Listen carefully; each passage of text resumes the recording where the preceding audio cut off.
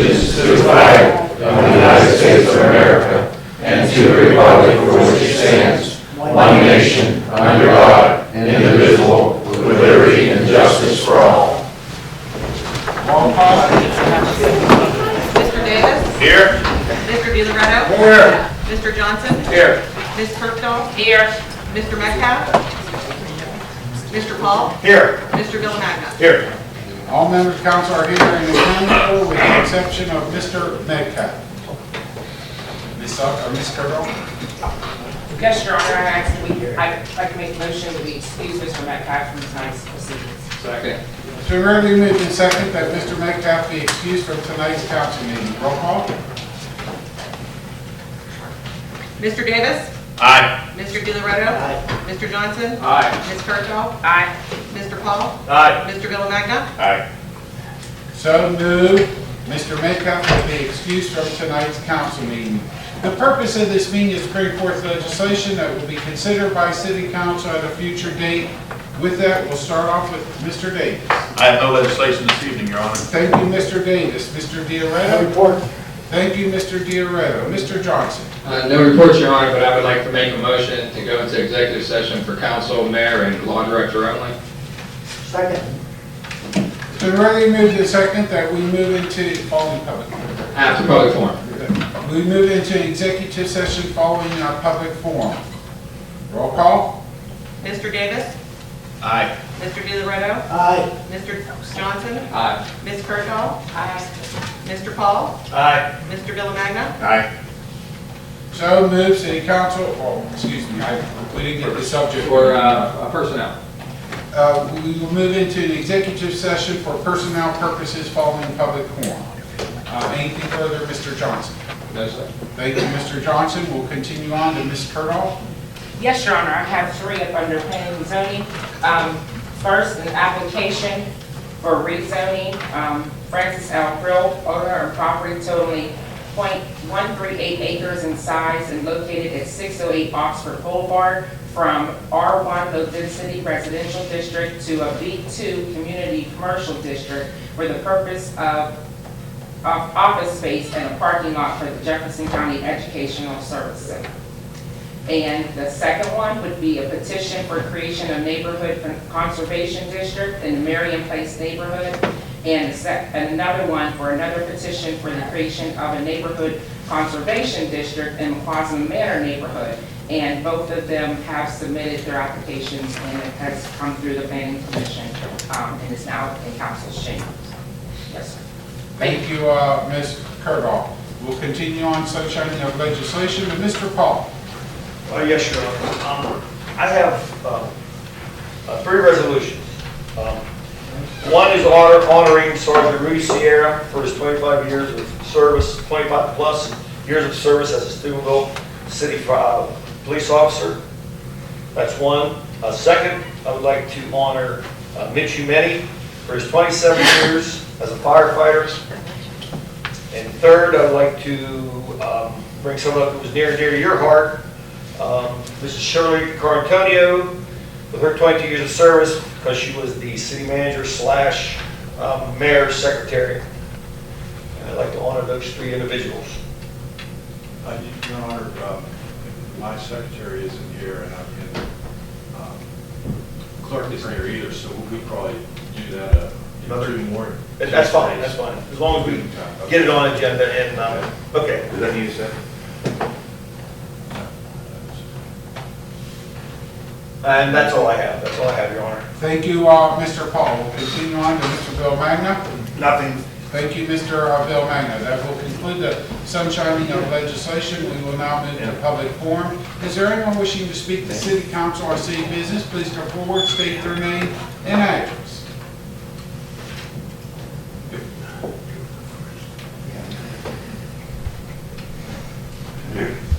Joe Solis, Steubenville, Ohio. I want to discuss a piece of legislation that passed earlier in the year for landlords who have vacant property, and there's a fine to be levied, which I think is a fine piece of legislation. But what I want to talk to you about is maybe bringing it back in and tweak it a little bit, because I have a good friend who's a contractor, bought a house on Pleasant Heights. He gutted this house, wires, walls, plumbing, put a lot of time and effort into this. Got a building permit, worked hand in hand with the building department. While his place is empty, while he's doing the work, he's getting fined. And I think that goes against the spirit of the law. The spirit of that law is to encourage people to do this kind of stuff. But yet he was doing this, and he went through, he got a building permit, went through, he even had to go to court over somebody else that had the house. I think if you brought the legislation back in and waived it for anybody who has a building permit and activity going on in that house towards the betterment of the property and the neighborhood. I mean, he's got houses on Pleasant Heights and Lake Bell. And not too many people are doing this, buying them, and more to the extent that he is. And that fine that he had was maybe $300, I don't know, but it could have went towards doing more than he's doing, or part of the reward for doing what he's doing. And I just think that we don't want to discourage people who are actively trying to make the neighborhoods better by a piece of legislation that is aimed at punishing people who don't do that. So I would request that maybe you bring that back in or have a committee meeting and see if you can tweak it a little bit to waive that for somebody who is actively trying to do a nice thing. Thank you, Mr. Scalise. That subject did come up earlier in a committee meeting this evening, very, very briefly, and I think that's going to be considered. But just so I have this clear, the gentleman had an active building permit, which are usually 6 months, depending on what work they're doing and all. And he did extensive work. The building is still not totally done, and he's been on it for... But he was fined by who? The building department? Whoever initiates the fine for that piece of legislation. What was the fine? What I was going to ask. Pardon? What was he fined for? What was he fined for? I mean, was it? Well, it's whatever the legislation called for. The building was vacant. Over water, Joe? No. Oh. No, the building was vacant. I don't have legislation, from what I got from him was, because the building is vacant for X amount of months, you get fined. Is that the... After a required amount of time, but not if you're doing work on it. That's why I'm a little confused. Maybe you could give me the address or the person's name and Well, I don't want to do it. No, I mean... Yeah, and I could arrange for you guys to go see his property that he's working on. Mayor, if I could have Chris Petrozzi follow up with you. We'll look into the case a little bit more. Yeah. Find out what happened. But Mr. Scalise, let me just say, though, your point's well taken. If this is the legislation, if it's not drawn up, there's a reason why we said about the 6 months, and we have a lot of conversation and all. As you indicated at the beginning of the conversation, it's a good piece of legislation, and it might need tweak. And if this is a flaw in that, we should definitely address it. So if you get the information so we know exactly where it's flaw at, then I will assure you we'll go to a committee meeting. Mr. Davis, I know, is anxious to say something because he ran across something maybe similar to what you're making reference to. Yes, I did, and Mr. Scalise and I spoke earlier this week as well, and I couldn't, Frankie was off, and I didn't have time because of what's going on at home, to research and find the exact ordinance that you're speaking about, but I would commit to you that I will, when Frankie gets back, look into that particular ordinance and bring it before council. I believe it will come out of planning.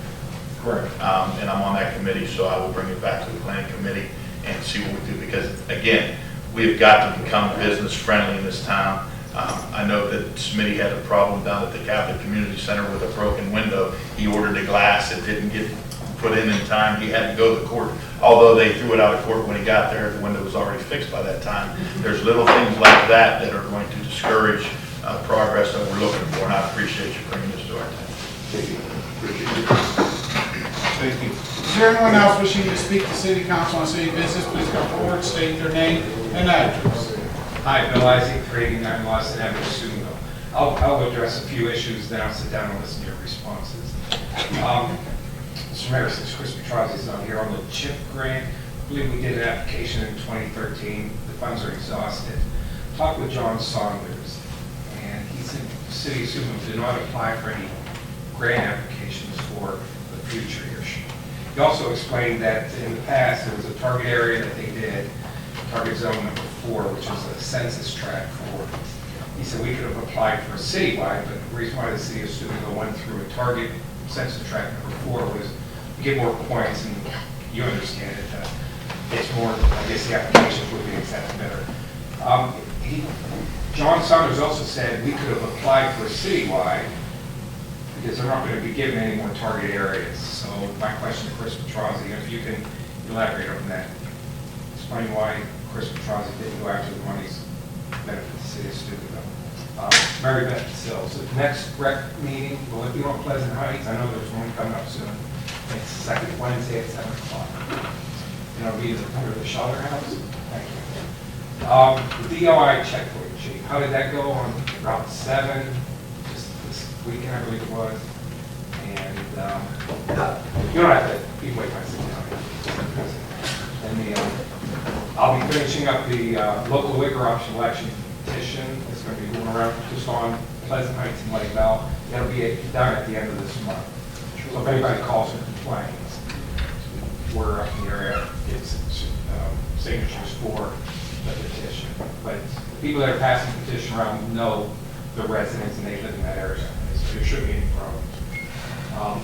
An address at 535 is boarded up, the windows were boarded up, and now the pigeons have no place to hide. So maybe that's an issue we need to address in the future. What's that? 535 where? Lawson Avenue. Okay. And the windows and everything was boarded up, which is good. So did we just create another problem? But I'm sure that's going to be addressed.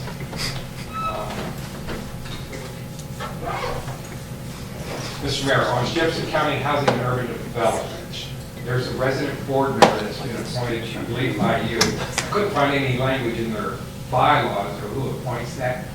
So absent of any language in their bylaws, I'm sure it goes to the state of Ohio, which probably gives you authorization. If you can elaborate on how that resident board member, which is somebody that lives in the housing, was appointed. And that's it. Thank you. Mr. Johnson. Bill, 535 Lawson, is that the old K&B market? No, it's 2 doors up. 2 doors up. Okay, thanks. Thank you. Is there somebody else? Mr. Baldwin, you will check with Mr. Petrozzi about the check area, because what was described here isn't what I have knowledge of. We weren't eligible, we did our application, but would you check and then you can report back. And yes, I do have 2 appointments on the Metropolitan Housing Authority. Is there anyone else wishing to speak to City Council on city business? Please come forward, state their name and address. John Massey, 567 Gray Garden. I'd like to ask council to make the effort to send somebody from, I guess, the M&R department to get licensed to be in charge of spraying curbs, streets, whatever, to kill weeds in this city. We have to have a license because it's a municipality. We have nobody that's licensed to do it.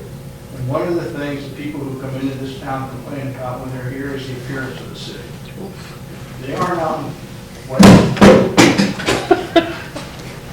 realize it's supposed to lie. They're not out at the West End, they're not in the subdivisions. Their image is what they see downtown. They Market Street, 4th Street, 5th Street, and then if they drive up Washington Street, there's weeds on the walls, coming through the walls, on the dividing thing up there. It looks horrible. I asked the city manager a couple of weeks ago when they're doing the weed whacking along the fence going up Washington Street, some reason why they can't cross the street and get those weeds on the wall, pick them up and be done with it. You apply for a license, to take a test through the Department of Agriculture. I could be wrong on this, I think it costs $35. The person that passes the test, that gets certified, then has the ability to train other people to do the same job. And then there would be no excuse for not having the city look somewhat cleaner than it looks now. And for all these years, we've never done anything. I've never understood why. So I'm asking that you go ahead and make the effort to go ahead and get somebody with this license that we can go ahead and proceed with killing whatever weeds we have to kill in the city to make the place look presentable. Thank you. Thank you. Is there anyone else wishing to speak to city council on city business? Please go forward, state your name and address.